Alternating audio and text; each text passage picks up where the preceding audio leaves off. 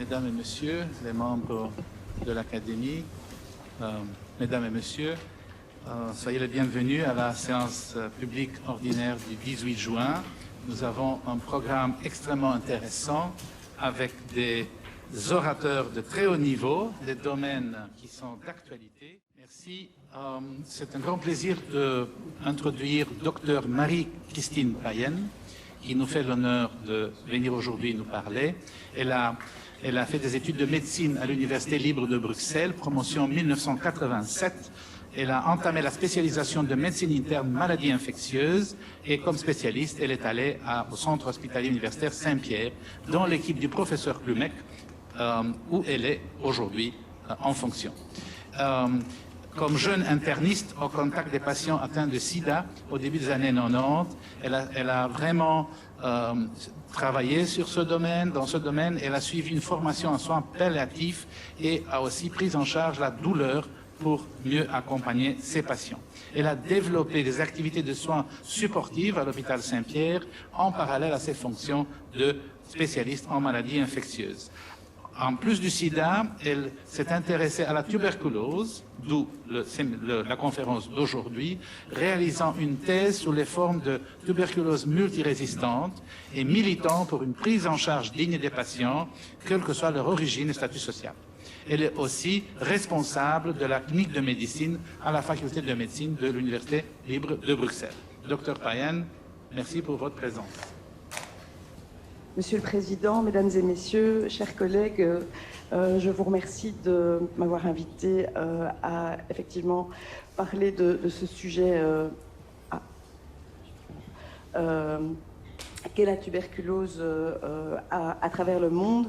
Et donc, en 20 minutes, je me suis dit que j'ai plutôt choisi de faire une photographie de ce qui se passe aujourd'hui, effectivement, et de voir quelle est l'évolution attendue de la tuberculose dans les années qui viennent à partir d'aujourd'hui. Donc je ne vais pas insister sur l'origine de la maladie due à une mycobactérie, simplement insister évidemment sur la transmission respiratoire de la tuberculose qui complique évidemment la prise en charge et l'éradication. Il est important de se souvenir que la tuberculose accompagne l'homme depuis des millions d'années. Et il y a de très belles études phylogénétiques qui montrent que, effectivement, le bacille de Koch s'est adapté à l'individu à travers les années pour toujours rester bien présent dans la communauté humaine. La deuxième chose très importante dont il faut se souvenir avec la tuberculose, c'est son histoire naturelle. Lorsque on se retrouve en contact avec Mycobacterium tuberculosis, il y a deux choses qui peuvent se passer. La première, et heureusement la plus fréquente, il ne se passe rien. Donc on n'est pas du tout infecté et les choses en restent là. Dans environ 30% des cas, on va être infecté par ce bacille de Koch. Et là, de nouveau, deux cas de figure. Dans un très petit pourcentage de cas, 5 à 10% des cas, la personne va développer une tuberculose active, donc la maladie, dans les semaines, mois qui suivent l'infection, et donc devenir malade. Dans la vaste majorité des cas, donc dans environ 90% des cas, nous allons devenir porteurs de ce qu'on appelle une tuberculose latente, c'est-à-dire que l'individu est infecté, mais le système immunitaire contient la mycobactérie, principalement dans les poumons, mais ça peut être aussi n'importe où dans le corps, et donc c'est ce qu'on appelle une tuberculose latente. Une fois que l'on souffre de cette tuberculose latente, on va avoir un risque de réactiver la maladie au cours de sa vie, dans toute situation où l'immunité est mise à mal. Alors ça peut être aux extrêmes de l'âge, donc les très petits enfants, les gens beaucoup plus âgés, les diabétiques, alors toutes les personnes qui ont des pathologies qui vont vraiment diminuer l'immunité et en particulier le VIH, mais également les nombreux traitements qui altèrent notre immunité, et on sait aujourd'hui qu'on utilise des immunodépresseurs dans le cancer, dans les connectivites, dans des tas de maladies. Donc on estime le risque de réactiver la tuberculose lorsqu'on a une tuberculose latente de 10% au cours de la vie. Si on est séropositif, on parle de 10% par an. Alors probablement que c'est un petit peu différent avec les trithérapies aujourd'hui et le fait que l'infection par le VIH est mieux contrôlée, mais n'oublions pas que le VIH n'est pas contrôlé aussi bien partout dans le monde. Donc finalement, on se retrouve avec une population extrêmement importante de personnes avec tuberculose latente, puisqu'on estime qu'un tiers de la population effectivement souffre d'une tuberculose latente et devient le réservoir de la tuberculose en cas de réactivation. Donc les obstacles à l'éradication de la tuberculose, ce sont évidemment les caractéristiques médicales de la maladie. On vient de parler du réservoir de personnes avec tuberculose latente. Il y a le fait que la maladie est transmise par des personnes qui sont souvent peu symptomatiques en début de maladie, ne se savent pas malades. Alors il y a des facteurs microbiologiques et diagnostiques. Le bacille de Koch pousse mal, il a besoin de milieux spécifiques pour se développer. En d'autres termes, si on ne le cherche pas, on ne le trouve pas. Donc, comme c'est également, lorsque nous sommes infectés par le BK, il existe à différents stades d'évolution dans l'organisme, si bien que ça nécessite un traitement très long. Qui dit traitement long dit manque de compliance, risque de non-compliance. Alors bien sûr, comme toutes les maladies infectieuses, eh bien, le Mycobacterium tuberculosis a réussi à développer des mutations de résistance aux médicaments les plus efficaces, le traitement standard de la tuberculose, donnant lieu à des souches multirésistantes, voire ultra-résistantes, qui sont beaucoup plus difficiles à traiter. Donc ça, c'est pour les facteurs médicaux. Il y a également de nombreux déterminants sociaux sur lesquels nous reviendrons par la suite. Alors ici, je vous ai mis une photographie de 2019, donc c'est les estimations de l'OMS concernant la tuberculose dans le monde. Donc vous voyez qu'on parle de 10 millions de cas par an, et ça se répète comme ça d'année en année depuis une vingtaine d'années, parmi lesquels 210 000 patients co-infectés par le VIH, 465 000 tuberculoses multirésistantes, seulement 72% de patients traités. Alors une fois qu'ils sont traités, ça va un petit peu mieux. 70 à 90% de guérison. Seulement 50% de guérison pour les patients avec des tuberculoses multirésistantes à travers le monde. Alors on peut voir ça du côté de la demi-bouteille pleine en disant bah, c'est pas mal, mais si on regarde du côté de la demi-bouteille vide, ça veut dire que 50% de patients avec tuberculose multirésistante et peut-être environ 25% de patients avec des tuberculoses multisensibles ne sont pas traités et donc contagieux et donc continuent à transmettre la maladie.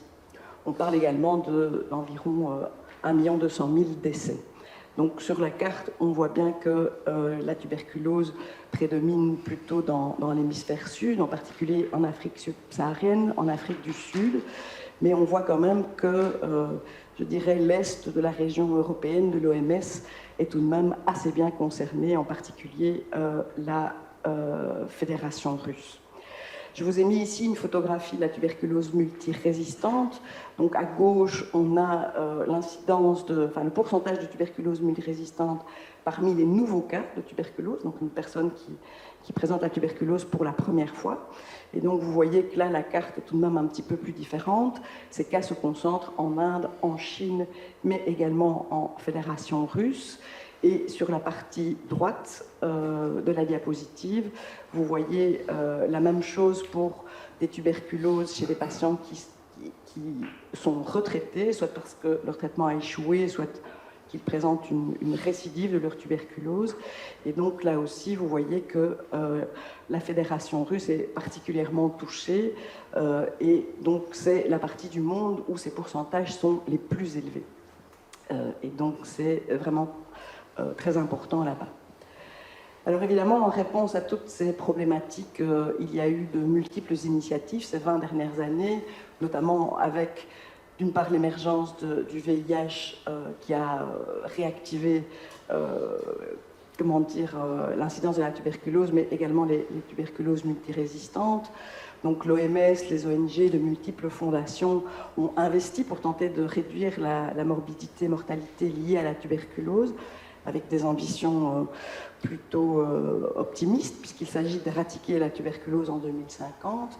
Donc il y a eu beaucoup d'innovations dans le diagnostic de la tuberculose, le diagnostic de la résistance, la découverte de nouveaux médicaments, la recherche de traitements plus courts, également du point de vue épidémiologique, la notification des cas, des registres nationaux, des collaborations transfrontalières, notamment en Europe. Et donc, on en a fait récemment l'expérience avec des patients ukrainiens qui arrivaient avec une tuberculose en cours de traitement. Et donc, ces collaborations fonctionnent assez bien. Donc, on a pu obtenir des renseignements sur ces patients pour poursuivre éventuellement leur traitement si nécessaire. Alors, je vous illustre quelques-unes de ces innovations. Donc, concernant le diagnostic de la maladie et de la résistance, ce sont évidemment les apports de la biologie moléculaire qui sont les plus importants. Donc, je vous ai mis ici les outils qui sont le plus utilisés dans le monde, donc par les techniques de GeneXpert qui permettent maintenant, en moins de 24 heures, d'identifier l'ADN de Mycobacterium tuberculosis et également des mutations de résistance. Donc un test de base qui est le GeneXpert Ultra qui va révéler la plupart des mutations de résistance à la rifampicine et donc qui améliore considérablement évidemment la sensibilité de la microscopie et plus récemment un test qui permet également d'identifier des mutations de résistance à l'isoniazide, l'équinolone, l'éthambutol, l'éthionamide, et donc qui permettent en très peu de temps d'avoir une idée du profil de résistance du microbe auquel on est confronté.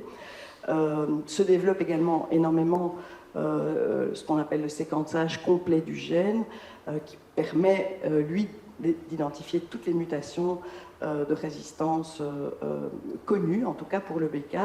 Donc ça, c'est un processus dynamique, puisqu'on va rentrer dans une énorme banque de données, toutes ces datas, essayer de les mettre en parallèle, je dirais, avec les résultats de traitement des patients, pour voir qu'il y a effectivement une corrélation entre ces mutations et les résultats de traitement, ce qui est encore et toujours pour toutes les bactéries la manière de valider des antibiogrammes. Donc, en fait, ces techniques de biologie moléculaire nous ont permis de réduire le temps pour avoir un diagnostic, une culture, un antibiogramme de 4 à 8 semaines à quelques heures, ce qui est évidemment extrêmement important. Alors, ce sont des techniques très technologiques, mais de manière peut-être un peu paradoxale, elles sont implantables et utilisables un peu partout parce qu'elles ne nécessitent pas de grandes compétences. Donc n'importe qui peut apprendre à faire un GeneXpert. Il suffit à peu près de déposer le sputum, le crachat du patient dans une petite boîte, le mettre dans la machine et on va avoir un résultat automatisé, ce qui n'est pas le cas pour lire une lame et chercher des BK au microscope. Il faut quand même un minimum de compétences et d'expérience. Et donc, ces techniques sont utilisées aujourd'hui un peu partout dans le monde, sans doute pas assez, mais tout de même. Et comme c'est fait à grande échelle, les coûts ont également diminué. Alors, concernant les nouveaux médicaments, je vous montre ici la classification la plus récente des antituberculeux dits de seconde ligne, c'est-à-dire qui ne sont pas la rifampicine, l'isoniazide, le pyrazinamide, qui est le traitement standard. Donc, en rouge, je vous ai mis les nouvelles molécules qui sont les premières à avoir été produites depuis 40 ans, en 2012, puis un peu plus tard. Donc, la bédaquiline qui est commercialisée partout dans le monde, y compris en Belgique. Le délamanide qui va bientôt l'être, qui est accessible en usage compassionnel. Et tout récemment, le prétomanide qui a été validé dans certaines indications que je vous montrerai tout de suite avec des résultats extrêmement encourageants. Alors en vert, vous avez d'autres molécules. Donc vous savez qu'en maladie infectieuse, quand il y a un germe dont on ne peut pas venir à bout, on va éventuellement retourner vers d'anciennes molécules qui ont l'avantage que l'on connaît un petit peu leur pharmacocinétique, on connaît leurs effets secondaires, on sait comment elles réagissent, je dirais, dans l'organisme, et on essaye de voir si elles peuvent quand même être actives sur le microbe avec lequel on est très très ennuyé. Et donc ça a été fait déjà depuis très longtemps pour les quinolones qui se sont révélés extrêmement efficaces. Le linezolide, qui est un médicament au départ anti-gram positif et en particulier anti-staphylocoque doré multirésistant, et également des médicaments comme les carbapénem, donc l'imipénem et le méropénem. Et donc, grâce à ce nouvel arsenal thérapeutique, on a tout de même pu avancer. Par rapport à ce qu'il en est des traitements plus courts, pour la tuberculose multisensible, c'est assez décevant. Donc il n'y a pas eu beaucoup d'avancement. En particulier, on n'a pas réussi à raccourcir le traitement en introduisant ces fameuses fluoroquinolones dans le traitement de la tuberculose multisensible. Personnellement, je pense que c'est peut-être pas un mal, parce que ça permet de garder cette fluoroquinolone pour les traitements des tuberculoses multirésistantes qui sont beaucoup plus difficiles à traiter. Néanmoins, tout récemment, l'OMS a tout de même validé une quadrithérapie de 4 mois pour les tuberculoses multisensibles, donc à base de moxifloxacine et de rifapentine, pour des tuberculoses peu sévères, non liées au VIH, donc ce n'est pas une niche extraordinaire. Il faut remarquer aussi que la moxifloxacine, ça coûte très cher, que la rifapentine, ça coûte très cher, qu'en plus, ce n'est pas du tout disponible en Europe. Donc pour l'instant, ça ne nous avance pas beaucoup, en tout cas chez nous. Concernant la tuberculose multirésistante, par contre, beaucoup de progrès ont été faits grâce aux nouveaux médicaments. En particulier, on peut, dans un bon nombre de cas, traiter aujourd'hui ces formes de tuberculose avec un traitement de 9 à 12 mois plutôt que 18 à 24, avec un traitement entièrement par la bouche, qui ne nécessite pas des injections avec des molécules comme l'amicacine, comme c'était encore le cas jusqu'il y a peu. Il y a un traitement, une trithérapie avec ces nouveaux médicaments, médaquiline, prétonamide, linezolide, de 6 mois qui a été validé pour des formes de tuberculose ultra-résistantes. Et encore plus récemment, une quadrithérapie de 6 mois pour toutes les tuberculoses multirésistantes qui a été validée par l'OMS, même si elle s'appuie sur une étude qui concerne un petit nombre de patients, mais une étude réalisée par MSF. Il y a encore tout un tas d'autres traitements courts qui sont en cours d'évaluation dans des essais cliniques. Alors, je vous montre aussi ici, sur les 20 dernières années, on voit que le nombre de notifications, c'est-à-dire aussi de patients qui sont traités, a augmenté petit à petit. Néanmoins, vous voyez que sur la courbe du dessus, finalement, le nombre de tuberculoses depuis 20 ans n'a pas vraiment beaucoup diminué. Et donc, ça nous ramène à ces fameux déterminants sociaux que l'on a peut-être un petit peu oubliés. Alors, pour illustrer ça, je vous montre une deuxième photographie. C'est la photographie post-pandémie 2019. Donc, ça concerne les chiffres de l'OMS, donc les estimations pour l'année 2020. Et vous pouvez voir sur ces graphiques que tous les indices sont à la baisse. Donc le nombre de notifications a considérablement diminué. Donc bon, quand on voit ça comme ça va pas l'air beaucoup, mais si on focus sur le nombre de cas, donc sur ces 2 dernières années, vous voyez qu'on passe de 7,2 millions à moins de 6 millions de cas notifiés et donc traités. Le nombre de cas de tuberculose traités a diminué. Surtout, pour la première fois depuis une quinzaine d'années, le nombre de décès liés à la tuberculose a augmenté. Ici encore, donc, le nombre de tuberculoses multirésistantes traitées a diminué. Et ici, vous voyez le nombre de tuberculoses latentes traitées. Donc, traiter la tuberculose latente est un des outils extrêmement importants pour essayer de diminuer ce réservoir de patients qui risquent un jour de réactiver leur tuberculose. Et vous voyez qu'il a considérablement diminué. Et donc, en quelques mois, la lutte contre la tuberculose a reculé de plusieurs années. Donc, c'est assez terrifiant. Et donc, ça nous invite vraiment à revenir un petit peu en arrière et de réfléchir à ces fameux déterminants sociaux. Et je vous ai repris ici, d'une part, déjà les références d'un article de 2009 qui montrait que l'OMS réinvitait à lutter contre les causes des maladies qui sont essentiellement sociales. C'est quelque chose dont on parle déjà depuis le 19e siècle. Et puis, surtout l'OMS, dès 1978, s'est exprimé à la conférence d'Alma Ata, sur le concept de santé pour tous. La santé non plus comme l'absence de maladie, mais plutôt comme un bien-être, bien sûr physique, mais également mental et social, que c'était un droit humain, que les inégalités dans le domaine de la santé étaient quelque chose d'inacceptable. Et puis tout en bas de l'écran, des choses qui ne peuvent que nous faire frémir aujourd'hui, à savoir que finalement peut-être qu'il faudrait un petit peu mieux utiliser malgré tout les ressources qui existent et qui sont dépensées beaucoup dans l'armement et dans les conflits militaires. Et donc évidemment avec ce qui se passe en 2022, ça peut que nous faire un petit peu frémir. Et j'entendais dans la voiture en venant qu'on était prêt en Belgique aussi à investir de plus en plus là-dedans. Et donc, voilà, c'est des choses certainement auxquelles nous devons réfléchir. Je vous mets ici deux graphiques qui illustrent en fait l'effet des déterminants sociaux de la tuberculose. Ça n'est pas juste un mythe. Donc, vous savez sans doute que la tuberculose a ravagé l'Europe du Nord au XIXe siècle. Et donc, on voit très bien sur ces graphiques qui montrent l'incidence de la tuberculose qu'elle a considérablement diminué bien avant qu'on ait les premiers antituberculeux ici à la fin des années 40 et encore qui n'étaient pas très efficaces. Et donc, on voit bien que ce sont l'amélioration des conditions de vie qui ont déjà permis de diminuer l'incidence de la tuberculose en luttant contre la pauvreté, en améliorant l'hygiène de vie, en créant des sanatoriums. Et on voit mieux, donc ici on est en Suisse, ici nous sommes en Angleterre, et on voit bien que dès qu'il se passe quelque chose, donc par exemple une guerre, la Première Guerre mondiale, la Deuxième Guerre mondiale, la grippe espagnole, dès qu'il se passe quelque chose qui met en danger ou qui altère encore plus l'équilibre social, eh bien, la tuberculose va rebondir.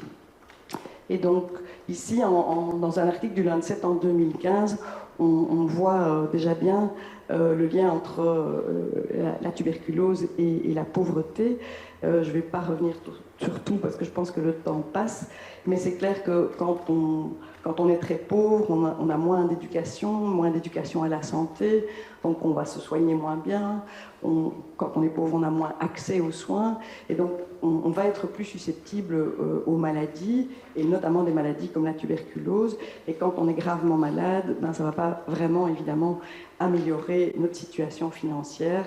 Et quand on est dans un pays où il y a beaucoup de tuberculose, ben, ça n'améliore pas vraiment la santé financière de l'ensemble du pays. Et je voudrais terminer sur cet élément-ci qui est à la frontière du social et du médical, c'est la malnutrition. Donc vous voyez sur le graphique se superposent les zones où la tuberculose est endémique et le graphique où la malnutrition est endémique. Et donc en 2018, on estimait que 23% des tuberculoses étaient dues à la malnutrition. Et ce n'est donc pas très évident, c'est pas très étonnant, puisque la dénutrition est la cause principale d'immunodéficience secondaire, et qu'elle va donc augmenter le risque de contracter la maladie et le risque d'échec du traitement. Et donc 23% liés à la malnutrition contre 12% liés au VIH, qui est souvent pointé comme une cause principale de tuberculose. Et donc en 2021, le Lancet a un petit peu agrandi son schéma avec toutes ses conséquences, avec la dénutrition au milieu de la pauvreté et du risque de maladie et de tuberculose. Et ce dernier tableau montre que ça ne s'arrête pas, on est toujours dans le même type de chiffres aujourd'hui. Juste des solutions pour ça, c'est évidemment des financements qui sont depuis longtemps loin des objectifs dont on aurait besoin pour éradiquer la tuberculose. Et ben voilà, au niveau social, peut-être souligner que pour la Belgique, on a un traitement gratuit de la tuberculose pour tous et qu'on a montré que ça améliorait considérablement le risque de guérison, enfin la chance de guérison de la maladie, et qu'il y a certaines initiatives qui ont été prises, et notamment à l'hôpital Saint-Pierre où on a pu créer une espèce de sanatorium moderne pour les patients évidemment contagieux, multirésistants, mais également pour les patients qui ne peuvent pas se soigner en ambulatoire. Voilà, donc en conclusion, la tuberculose reste une menace, c'est une diminution très lente jusqu'en 2019. On est très pessimiste pour les années post-pandémie. que bien sûr il faut encore investir dans la prise en charge médicale de la tuberculose, mais qu'il y a une nécessité absolue de s'attaquer aux déterminants sociaux de la tuberculose à l'échelle mondiale. Je vous remercie de votre attention.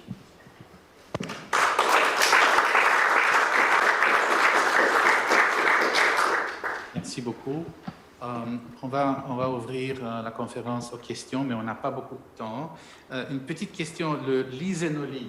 Il y a Oui. dans le lysénolide, je sais qu'il y a des toxicités mitochondriales. Comment est-ce que ça se passe en clinique avec le lysénolide?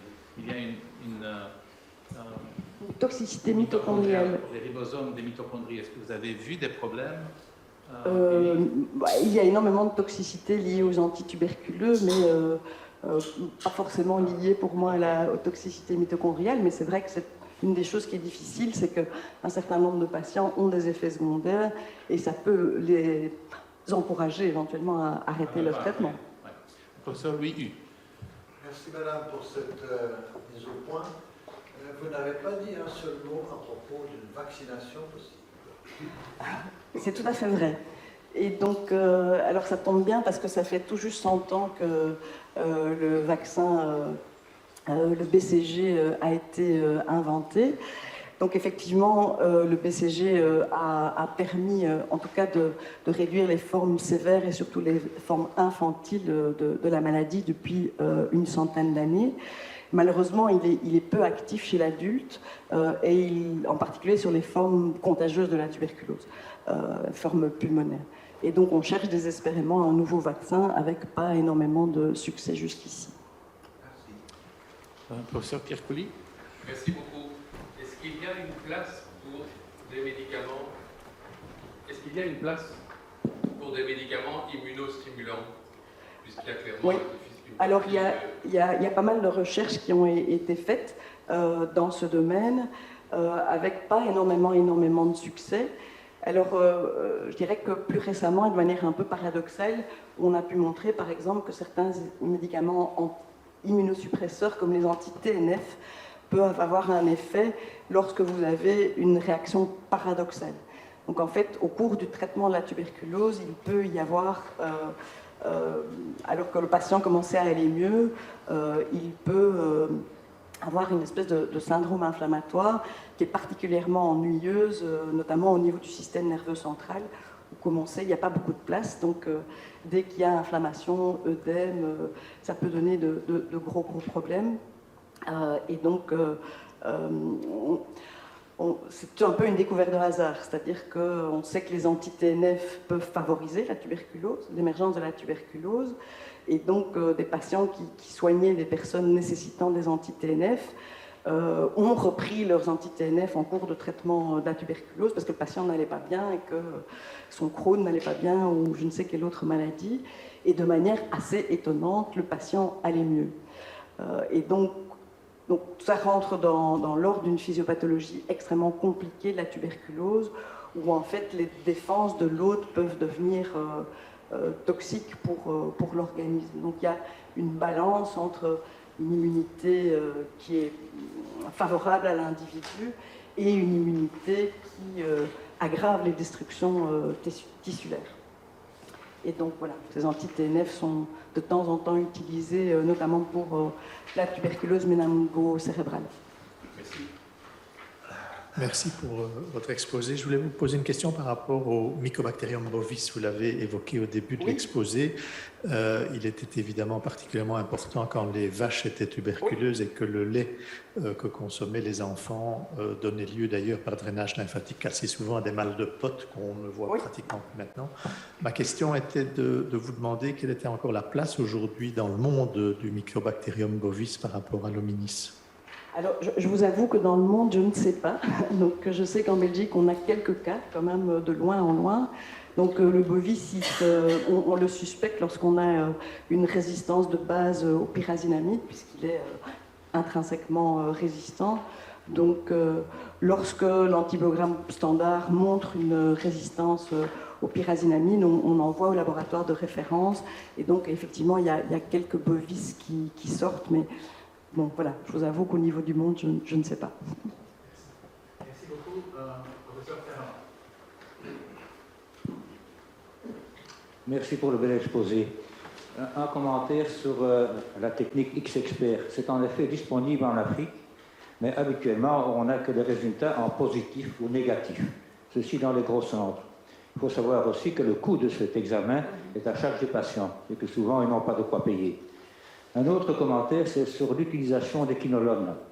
Les quinolones sont librement disponibles là-bas. On peut les acheter sur le marché, en rue.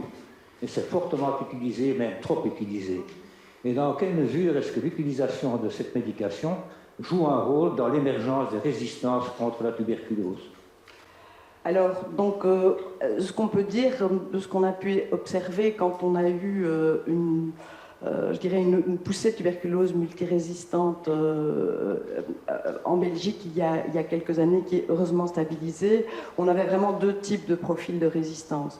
Donc des ultra-résistants avec des résistances aux quinolones qui venaient plutôt de la Fédération russe et des pays autour, alors que les patients venus d'Afrique avaient en général des formes de résistance beaucoup moins étendues et en particulier pas aux quinolones. Ceci dit, vous avez raison, parce qu'on a, enfin, en tout cas in vitro, on peut montrer que la résistance au quinolone est extrêmement rapidement acquise par le BK, s'il est utilisé en monothérapie. Donc, s'il y a un peu une errance diagnostique et qu'on traite 2 fois une pneumonie, qu'on pense être une pneumonie à pneumocoque par les quinolones, alors que c'est une tuberculose méconnue, on peut avoir une résistance au quinolone qui apparaît, et on voit d'ailleurs parfois dans nos labos une tuberculose pansensible, au sens où elle est sensible aux antituberculeux de première ligne, mais qui présente une résistance au quinolone. Ce n'est pas extrêmement fréquent, mais ça existe. Donc c'est une vraie préoccupation. Oui, oui. Juste un petit commentaire à ajouter à propos des quinolones. Il ne faut pas oublier que les quinolones sont présentes parfois en quantité massive dans la nourriture. Moi, étant une personne de laboratoire, j'ai eu la mauvaise surprise de voir que rien ne poussait parce que j'utilisais des œufs qui venaient de poules qui avaient été traitées avec des quinolones. Donc il ne faut pas oublier que la nourriture est très importante aussi. Merci.